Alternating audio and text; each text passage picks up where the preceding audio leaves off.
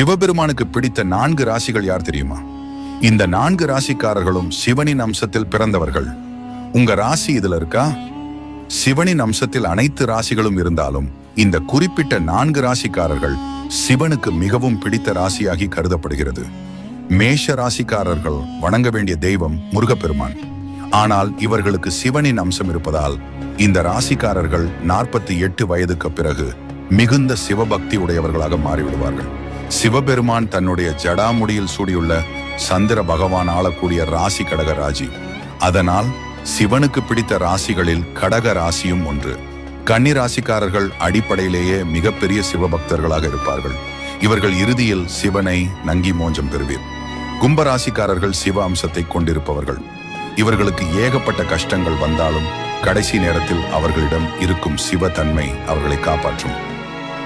video பிடித்திருந்தால் subscribe செய்து